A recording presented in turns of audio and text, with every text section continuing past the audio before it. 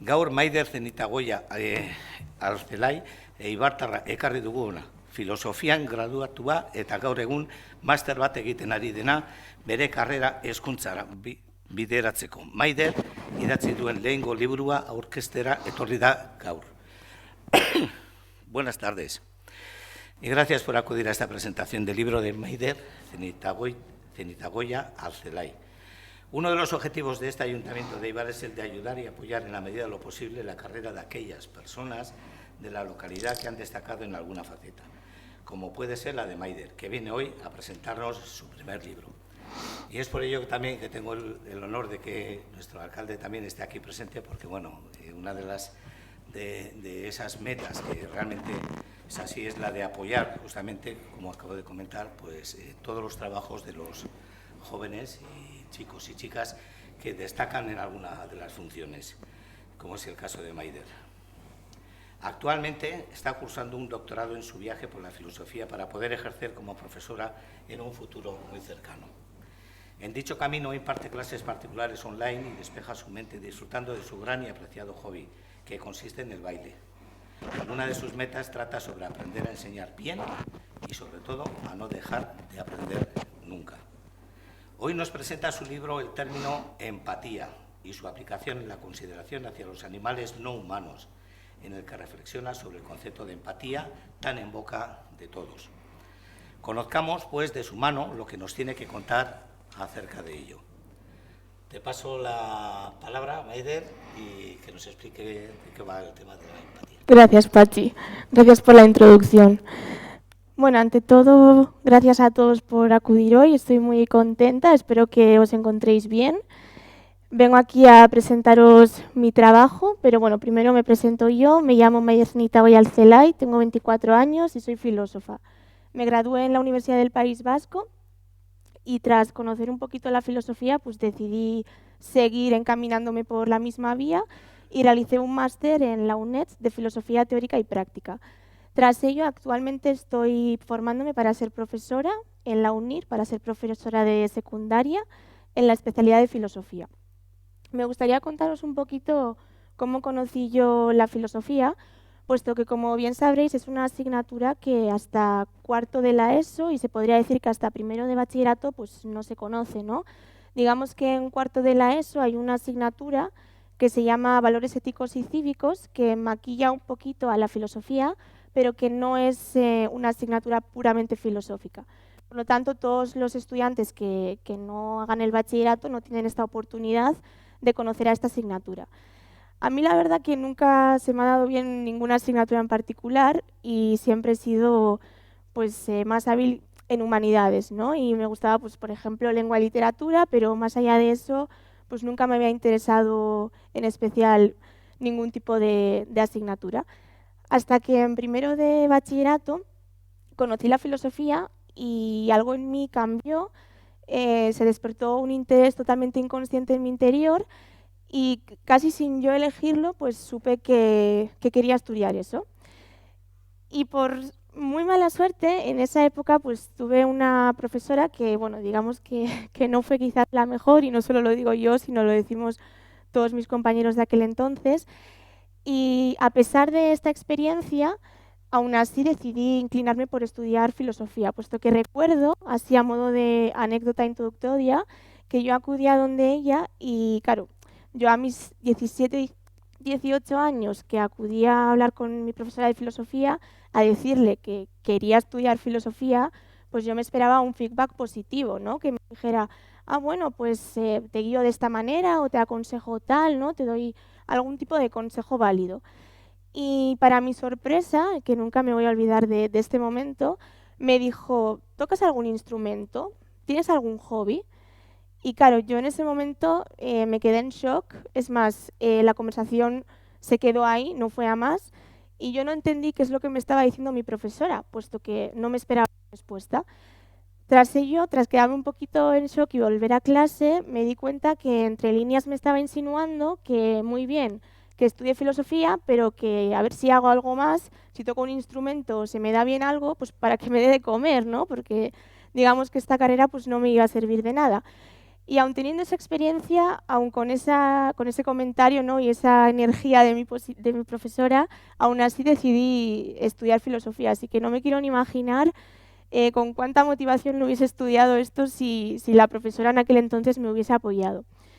Entonces, con esta introducción quería dejar un poquito clara la importancia de la filosofía, y no solo de esta asignatura, sino también la importancia de todos estos docentes, y ya hablo pues desde una perspectiva de profesora, que tenemos que intentar motivar a nuestros alumnos, ¿no?, a que sepan que es una asignatura nueva y que es difícil, y que a diferencia de las demás no la conocemos desde primaria, puesto que yo llevo estudiando euskera, inglés, mate, pues desde que empiezo en la Ikastola, y a medida que voy evolucionando, ¿no?, pues la dificultad va aumentando, pero es que la filosofía no la conozco hasta llegar a bachiller, y si encima mis profesores no van a tener ese interés, ¿no?, y esa motivación en querer que nosotros la entendamos, pues digamos que el asunto todavía empeora. Por lo tanto, quería, antes de entrar con la temática del libro, pues de alguna manera dar esa importancia a la filosofía, ya que muchas veces se piensa que los filósofos hablamos de cuestiones que se remiten a otro mundo, que también, porque también tocamos la rama de la metafísica, ¿no?, de todos los conceptos que van más allá de la física. Pero a pesar de ello, la filosofía trata temas tan comunes como los que podemos comentar entre nosotros en una charla de amigos. Por ejemplo, qué es el bien, el mal, lo justo, lo injusto, qué me parece bello, feo, qué es arte, qué no es arte. Todo este tipo de conversaciones que tenemos en nuestro día a día son temas de investigación filosófica, y todos estos filósofos clásicos como Descartes, Aristóteles, Kant, Sócrates han tratado estos temas y han tratado de dar una definición y de investigarlos para que a día de hoy tengamos conocimiento de ello. Por lo tanto, me gustaría recalcar la importancia, ante todo, de esta asignatura, y pues de alguna manera dar un poquito de voz a esta carrera que es un poquito marginal junto con otras. Y antes de entrar en el libro como tal, me gustaría pasar a los agradecimientos. Primero que todo, agradecer a mi familia, a mis amigos y a mi pareja, porque sin ellos pues este camino no hubiese sido de igual manera. Y quisiera empezar hablando un poquito de la portada, porque yo cuando realicé mi trabajo de investigación, cuando tenía ya todo mi texto escrito, tenía ya como ese cuerpo, ¿no?, de mi trabajo, pero me faltaba para mí lo más importante, que era la portada. Y yo desde un primer momento sabía que en esta portada tenía que figurar un elefante, porque bueno, para mí es un animal muy significativo, tiene esa parte tan familiar, tan humilde, tan protectora, pero a la vez es un animal muy fuerte, ¿no?, muy poderoso, y aún así pues el ser humano lo atrapa, ¿no?, y lo expone en los circos. Entonces toda esta idea de este animal tan grande y tan pequeño a la vez siempre me ha llamado especial atención, y yo quería que este animal figurase en mi portada.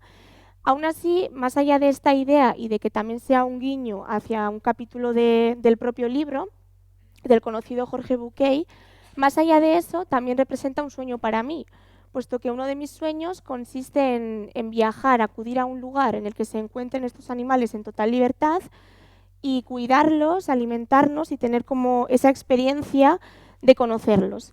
Y todo esto yo lo tenía muy claro, y a la vez también hace referencia hacia una empatía, ¿no?, hacia dos figuras, un animal y un animal no humano, y esta unión.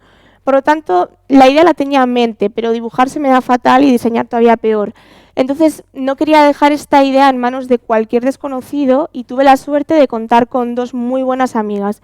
Una de ellas se llama Naya Luengo, y hoy no ha podido venir por temas de viajes y bueno, cosas que tiene ahora ya en mente. No ha podido acudir hoy aquí físicamente, pero bueno, yo desde aquí le doy mis gracias, puesto que esta portada para mí es perfecta, refleja justamente lo que yo quería transmitir. Y junto con Naya Luengo también diseñó esta portada Lorea Urquía, que hoy sí que está aquí con nosotros, y que además de diseñar esta portada, tengo que decir que recientemente es Miss Gran Euskadi. Me sabe muy mal no haber podido ir a su gala, y ella lo sabe.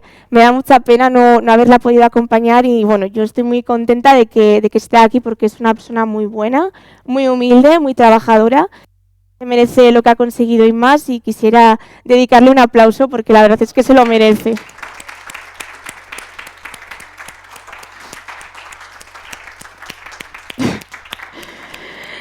Bueno, y tras este momento un poquito emotivo, Quisiera seguir agradeciendo y me paso a la editorial.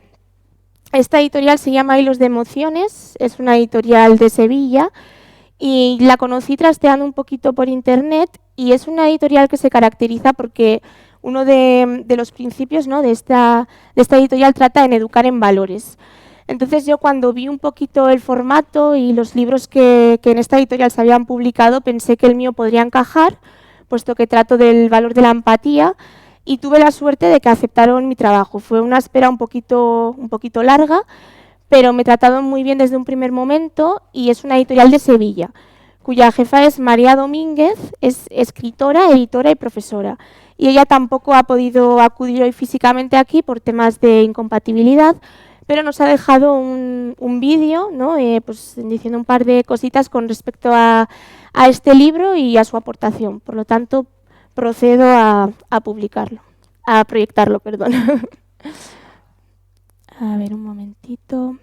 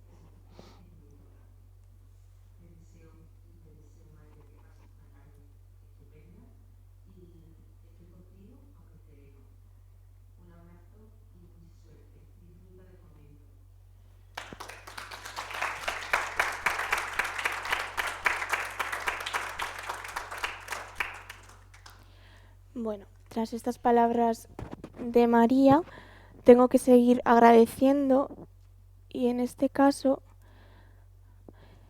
en este trabajo he estado acompañada de 2 doctores en filosofía, del doctor Tomás Domingo Moratalla y la doctora Melisa Hernández Iglesias.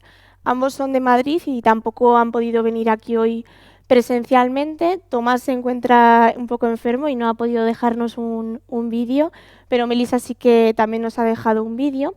Pero antes que esto, comentar que son 2 personas que han escrito el prólogo de mi trabajo y más allá de eso, Tomás fue mi profesor en la UNED y yo lo elegí a él para que me ayudase en este trabajo. Por lo tanto, me ha acompañado desde un principio hasta un fin, me ha apoyado con mis ideas, me ha dado muchísimas fuentes, muchísima información. Además de ello, ha supervisado mi trabajo, lo ha corregido y fue él quien también me presentó a Melisa. Y Melisa a día de hoy es una amiga muy cercana a mí, hemos hecho muy buena relación y ella también supervisó mi trabajo y también lo corrigió. Por lo tanto, para mí ha sido un orgullo trabajar en manos de dos profesionales como ellos y bueno, una se queda más tranquila cuando su trabajo ha sido supervisado por dos doctores en filosofía. Por lo tanto, como Tomás no nos ha podido dejar ningún vídeo, me pidió que leyese un trocito del prólogo, un trocito que escribió él. Es un trozo muy breve, así que os lo voy a leer.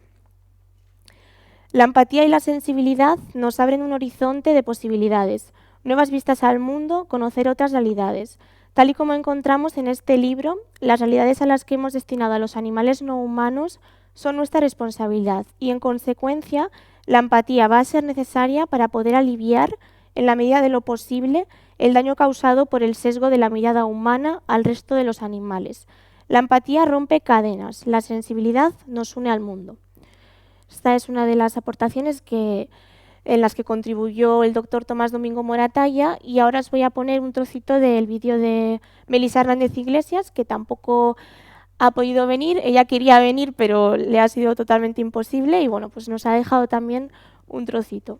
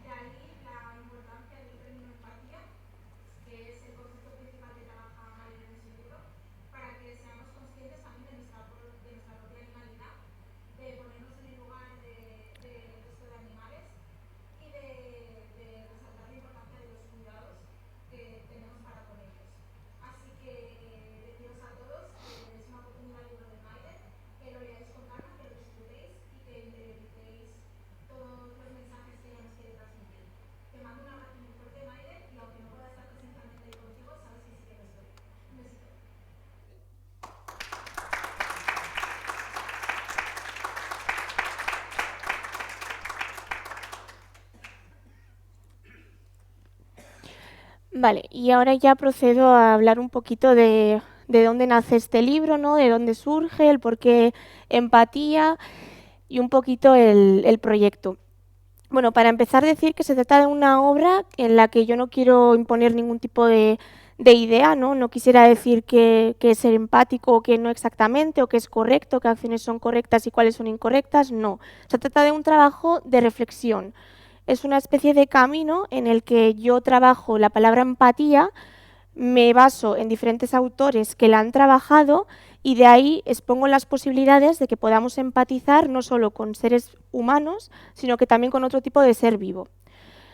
A la hora de decidir de qué quería investigar, siempre me han llamado especial atención las relaciones sociales, ¿no? El cómo nos comportamos entre nosotros, porque a veces comportarse de una manera está tan bien vista, otras veces no, y todo este tipo de relación social.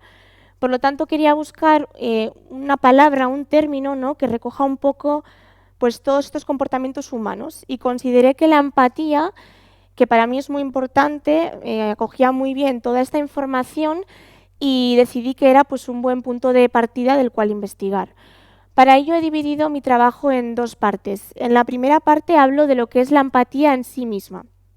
Me centro en diferentes filósofos, en diferentes perspectivas, y dejo bien claro desde un primer momento qué es a lo que me voy a referir cuando utilizo esta palabra, puesto que para mí es muy importante que cuando alguien vaya a leer un libro sobre cualquier tema tenga muy clara cuál es la idea, ¿no? A lo que el autor se va a referir en todo este camino. Pero después, más allá de trabajar la empatía, que para mí es muy interesante y sobre todo muy necesaria, quería ampliar un poquito las posibilidades empáticas y hablar de lo que es la empatía, pero ya no solo entre personas, sino también el ser empáticos hacia otro tipo de ser vivo. Y esta es un poco la distinción de mi trabajo, ¿no? En el que, como bien se puede apreciar en el título, hay dos partes y digamos que para poder pasar a la segunda parte es necesario primero entender bien este concepto y tener un poco esa idea clara de qué es de lo que hablamos cuando nos referimos a la empatía. Para ello, para tener una imagen así un poquito visual y resumirlo, puesto que en el trabajo lo investigo más a fondo, me ha parecido muy oportuna esta imagen en el que se encuentra pues, bueno, una figura paternal, ¿no?, con una niña a muy temprana edad y bueno, pues están en un contexto cualquiera en el que no se define el contexto, eso no es lo que nos importa, y le dice el padre a la niña: cuando seas madre me entenderás. Entonces, por lo que vemos, hay una incomprensión, ¿no?, por parte de esta figura. Y a esto le responde la niña: vale, pero ¿cómo hacemos para que tú vuelvas a ser hijo y me entiendas a mí? Entonces, creo que esta imagen no representa muy bien lo que es la palabra en sí misma, la palabra empatía, puesto que es evidente que esta niña entenderá a su padre cuando sea mayor, incluso no tiene por qué ser madre como tal, pero sí que es verdad que es el tipicazo de que los padres nos dicen: bueno, cuando seas más mayor me entenderás y me das la razón, y generalmente siempre suele ser así, pero en este caso es totalmente lógico que esta niña no comprenda a su padre porque en esa situación el padre tampoco hubiese comprendido. Por lo tanto, se trata de esta relación empática, ¿no?, de ponernos en el lugar, en los ojos de la otra persona y de ser conscientes de que a veces es normal que no nos entiendan. A veces, en este caso, por ejemplo, porque es improbable que la niña sepa a lo que se está refiriendo el padre, y en otros casos, pues por cualquier otro tema que se distinga de esta situación cotidiana. Por lo tanto, para continuar un poquito con lo que es la empatía, algo que trabajo mucho en mi obra es la diferencia con la simpatía, puesto que cuando se empezó a estudiar lo que era la empatía se diferenciaba bastante, bueno, diferenciar no, de alguna manera se confundía con la simpatía. Para ello he dejado esta tabla aquí que me parece que responde así de una manera muy, muy resumida a esta diferencia, ¿no?, entre la empatía y la simpatía. Y básicamente empatizar consiste en algo más que ser simpático. Estamos hablando de una conexión, ¿no?, de escuchar, pero con el objetivo de entender a la otra persona, escuchar o observar, puesto que muchas veces observando, ¿no?, cómo actúa una persona, un animal, pues podemos interpretar qué es lo que le pasa, ¿no?, en qué momento se encuentra, en qué situación está este ser vivo, ¿no? Por lo tanto, se centra en esa emoción. No juzga, ¿vale? El empatizar lo que se busca es una comprensión, no se juzga y sobre todo, y lo más importante, que es un tema que dejo muy claro en mi trabajo, y es que no es mutua. Digamos que es uno de los fallos, ¿no?, que se suele atribuir a la empatía, y es que es mutua. Pues yo empatizo contigo esperando que tú también empatices conmigo.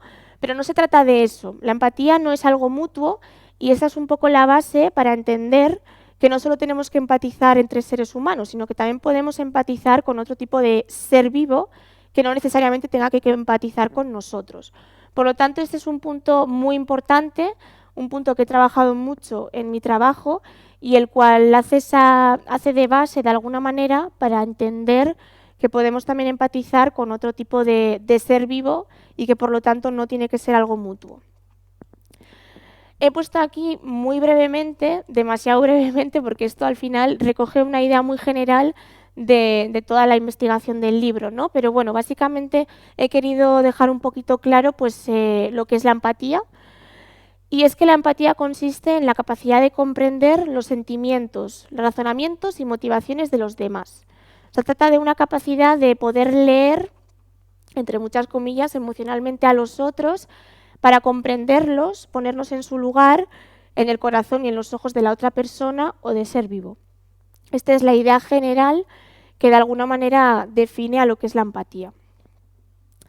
Pero quisiera avanzar un poquito más y dejar unas cuestiones claras, cuestiones que también trato en mi trabajo, pero con muchísimo más detenimiento y con más estudio, y es que en el momento en el que vamos a tener empatía con alguien, esto no implica que vayamos a estar de acuerdo con ese ser vivo o con esa persona, en este caso con esa persona, ¿no?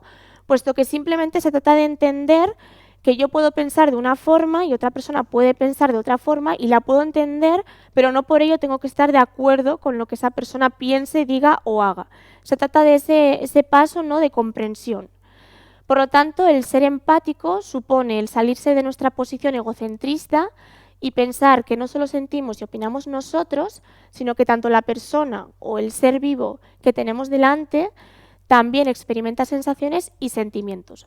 Por lo tanto, estaríamos hablando de una acción que supone el dejar el yo pienso, el a mí me importa, para preguntarnos qué sentirá la otra persona o qué sentirá el otro ser vivo, por qué actúa de esa manera, ¿puedo hacer yo algo para contribuir a mejorar su situación? ¿No? Puesto que en el momento en el que llegamos a comprender a alguien, ya podemos pasar al paso de poder ayudarlo, ¿no? Puesto que ya la hemos comprendido y si podemos hacer que su situación mejore, podemos contribuir a ayudarlo. Entonces la idea a rasgos generales recoge un poco pues, toda esta teoría. Pero un tema que también he trabajado mucho en mi libro y que se corresponde con lo que define a la editorial es el tema de la educación. Puesto que muchas veces las personas se preguntan, ¿pero nosotros nacemos y ya podemos ser empáticos o me tienen que educar qué es la empatía, con qué tengo que empatizar y con qué no, con qué debería empatizar? Entonces, a la pregunta de si se puede educar la empatía, en general, de manera general, si no existe ninguna alteración, esta capacidad es producto de lo que son las neuronas espejo, es decir, que todos la tenemos, o deberíamos de tenerla al menos. Y ello comienza a desarrollarse pues, desde los primeros meses de vida, aunque evidentemente depende de la persona, ¿no? Y de sus vivencias, pues tendremos un nivel empático pues, más alto o más bajo. Pero en todo caso es susceptible de desarrollarse a lo largo de la vida, tanto de manera inconsciente como a través de un aprendizaje consciente. Por lo tanto, esta también es una idea que he querido recalcar mucho en mi trabajo. Me he enfocado mucho en la educación en valores, que para mí es imprescindible, y ante esta pregunta la respuesta es un sí. Y no porque yo lo diga, sino porque hay muchos trabajos de investigación al respecto, los cuales he tratado y los cuales dejan claro que nosotros nacemos con esa predisposición a poder entender y que quizás si no lo hacemos es pues porque no nos interesa o porque quizás nos ha dado el caso. Ante esto también quisiera añadir un par de cositas más y son ciertas distinciones entre el ser humano y lo que es el animal no humano, que es una distinción que también es muy importante, puesto que en mi trabajo, cuando hago referencia a humanos y a no humanos, dejo muy clara cuál es esa distinción, ¿no? Para entender que nosotros también somos animales, pero hay otros animales que no son humanos. Por lo tanto, en este caso, nosotros, los seres humanos, nacemos y al contrario que ocurre con otras especies, nacemos inacabados. Nosotros al nacer, aún después de estar un periodo largo de gestación, nosotros somos incapaces de sobrevivir por nuestra propia cuenta. Desde llevar acciones como andar, hasta hablar, pasando por conocer o decidir, todo esto, somos incapaces de hacerlo cuando acabamos de venir al mundo, ¿no? Como quien dice. Por lo tanto, necesitamos un periodo bastante largo de crianza en el que tenemos que aprender todas estas cosas básicas que definen al ser humano, entre muchas otras más, y tenemos que ir desarrollando poco a poco nuestras capacidades. Por lo tanto, cuando un niño nace, carece de todo lo que le va a hacer ser humano y, por supuesto, ese niño evidentemente va a ser humano, ¿no? Porque tiene nuestro código genético y se espera de él que sea capaz de dirigir su propia vida, ¿no? De que desarrolle esa libertad, pero no todavía. Por lo tanto, necesita de un periodo de humanización, de un periodo de desarrollo humano. Y es aquí donde entra en juego lo que sería la educación y la importancia de ello. Por lo tanto, la idea a la que quiero llegar es que nosotros cuando nacemos tengamos esa indeterminación es algo que se diferencia totalmente de los animales no humanos, puesto que esta indeterminación inicial se opone a la determinación instintiva que tienen los animales, puesto que los animales de forma natural ya nacen con cierto instinto que les permite comportarse de una manera y que pueden sobrevivir, cosa que nosotros no, puesto que necesitamos de esa educación, de esa figura materna, esa figura paterna, que son los que nos van a configurar. Pero esto no es una desventaja ni mucho menos, es más, es una ventaja para nosotros, puesto que el hecho de nacer de esta manera y el hecho de no estar determinados y el hecho de que nuestros instintos de manera general no nos guíen, nos da esa posibilidad a la libertad, a poder decidir, a que hagamos lo que creemos que es mejor. Por lo tanto, esta posibilidad de acción libre y de dirigir nuestra vida es un poco en la que me he querido centrar, puesto que si no queremos hacer ciertos actos es porque no queremos, no porque no podamos, puesto que se ve que desde un primer momento no nacemos determinados. Digamos que somos como un libro abierto y vamos obteniendo todo tipo de información. Y dentro de este proceso, la educación en los valores como la empatía está demostrado que es un beneficio y que por lo tanto es imprescindible.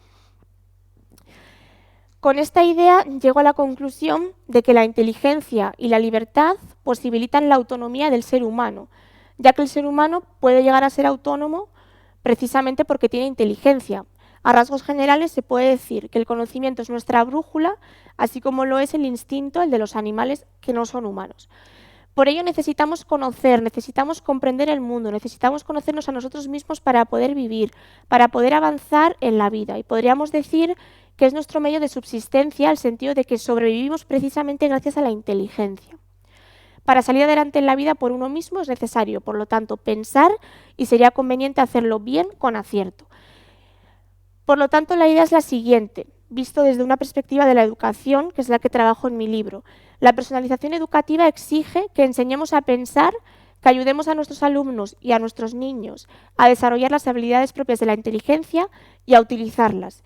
Y es en este punto en el que asignaturas como la filosofía son imprescindibles. Todo este tipo de investigación filosófica que tratan de cuestiones que se remiten a los seres humanos, que no son cuestiones de otro mundo, sino que tratan de nuestro comportamiento hacia los demás, son imprescindibles. Por lo tanto, la filosofía, por ejemplo, es imprescindible, por ejemplo, La filosofía, por ejemplo, es precisamente cultivar la capacidad del alumno de pensar y de formar opiniones críticas acerca de los grandes temas humanos, sociales, políticos, éticos.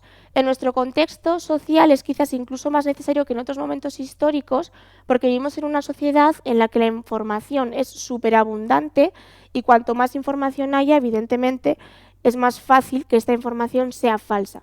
Por ello es muy importante también educar a nuestros alumnos, a nuestros hijos, para que sepan diferenciar todo este tipo de información y entiendan qué situaciones son correctas, cuáles son incorrectas o en qué situaciones habría que empatizar más o habría que empatizar menos. Por ello mismo es tan importante enseñar a pensar a nuestros alumnos, dándoles el apoyo y las pautas para desarrollar el pensamiento crítico. Y esta es una idea que he recogido sobre todo al final de mi libro, puesto que también he trabajado el campo de la educación. Con todo esto, y ya casi terminando, llego a la siguiente cuestión, y es que si son las buenas acciones aquellas que nos hacen felices. Ante esta reflexión, puesto que siempre nos dicen que tenemos que comportarnos de la mejor manera posible, ¿no? Y que además esto nos va a llevar a ser más felices, ¿no? Vamos a estar más contentos si actuamos mejor. Pues ante esta cuestión, el filósofo conocido Aristóteles, que lo he resumido en 3 líneas, pero está muy mal hecho por mi parte porque es todo un trabajo de investigación que lo he plasmado aquí en 3 líneas, pero bueno, no es lo más importante, simplemente es para luego unirlo con un vídeo. Y es que Aristóteles, ante esta cuestión, comentó en su día que una acción es correcta si nos hace felices y, por lo tanto, una acción es incorrecta si el hacerla no nos causa felicidad. Resumiendo, se podría decir que Aristóteles considera que una acción es correcta si como consecuencia de dicha acción se consigue la felicidad en el individuo. Pero ante esta idea se le han recalcado muchísimas cosas, han tenido muchas críticas, como por ejemplo, una persona que roba, un ladrón o cualquier persona que proceda a robar, puede disfrutar robando y puede ser feliz, ¿no? Porque quizás tras ese robo pues, ha obtenido algo que le ha beneficiado y por lo tanto ese robo, ese acto le ha causado felicidad. Y ante esta situación Aristóteles responde que es evidente que hay cuestiones que van a estar recogidas por la ley y que van a ser incorrectas, puesto en el momento en el que tú estás haciendo un acto que perjudica a alguien, pues eso ya no podría considerarse como correcto y para nada se podría corresponder con que eso te va a llevar a ser feliz, puesto que es una acción incorrecta. Entonces, ante esta idea general, y ya llegando a la segunda parte de lo que he recogido en mi trabajo, os voy a poner un vídeo, es un vídeo de 7 minutos, en el que aparece una persona de tercera edad y un animal no humano. Y en ese vídeo se plantea un poco esta cuestión de Aristóteles, puesto que la situación, el escenario empieza de una manera y digamos que luego el anciano, ¿no? La persona de tercera edad, de alguna manera recapacita y decide cambiar sus actitudes hacia este animal. Por lo tanto, voy a proceder a proyectarlo, puesto que se corresponde con este planteamiento de Aristóteles.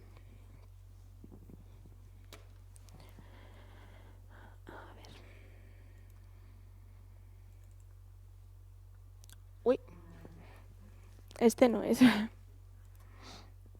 Este.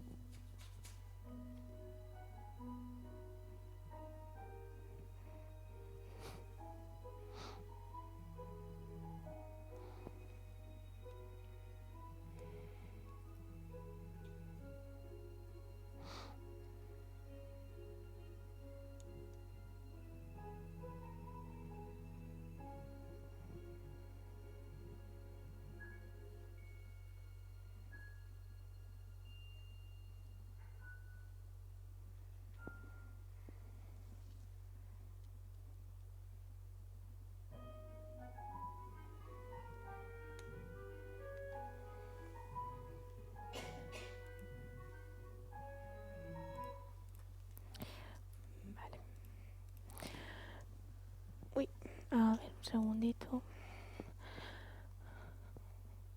Bueno, ya para terminar, comentar que, como habéis podido observar en este vídeo, se ha podido ver cómo este anciano, ¿no?, realiza una acción que cree que le va a satisfacer y, según Aristóteles, pues por dicha satisfacción y esa felicidad, ¿no?, que se le ve que da botes y todo, pues esa acción tendría que ser correcta. Pero, sin embargo, se da cuenta de que al obrar por sus intereses individuales y propios, termina perjudicando a otro ser que a priori no es ningún tipo de amenaza, en este contexto al menos.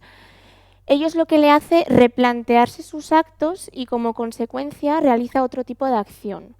Por lo tanto, la cuestión es la siguiente: ¿obramos realmente por nuestra propia felicidad o por una felicidad y un bienestar en conjunto? ¿Deberíamos de empatizar con todo el mundo o solo con mi familia, con mis vecinos, con la gente cercana a mí? ¿Puedo empatizar con un animal, pero con qué animal? ¿Con cualquiera o con alguno en particular?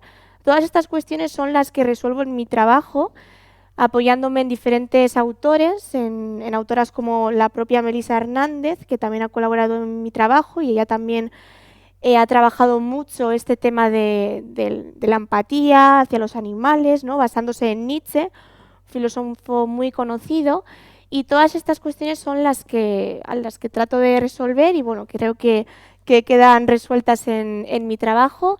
Ante todo, daros las gracias por haber acudido. Me ha hecho bastante ilusión porque ha sido mi primera vez y una no sabe un poco cómo funcionan estas cosas y tampoco sabe cuánta gente va a acudir, si lo va a hacer bien, si lo va a hacer mal. Darle las gracias también a Eva, que gracias a ella también, pues bueno, hemos conectado todo debidamente, que nos costó un poquito. Gracias también a Pachi, que sé que te hemos dado dolores de cabeza con la presentación para arriba y para abajo. Al alcalde también agradecerte que hayas venido, que la verdad que no tenía ni idea. Y deciros que el libro está disponible en la página de la propia editorial, está también disponible en Amazon y en la única librería que tenemos aquí en Eibar, la librería Iralagoitia. También he traído unos ejemplares por si alguien estuviera interesado, se los puedo dar perfectamente. Y nada, si tenéis alguna pregunta, alguna cuestión, algo que comentar, pues sentiros libres, podéis decir lo que queráis. Y bueno, pues que muchas gracias y que estoy muy contenta.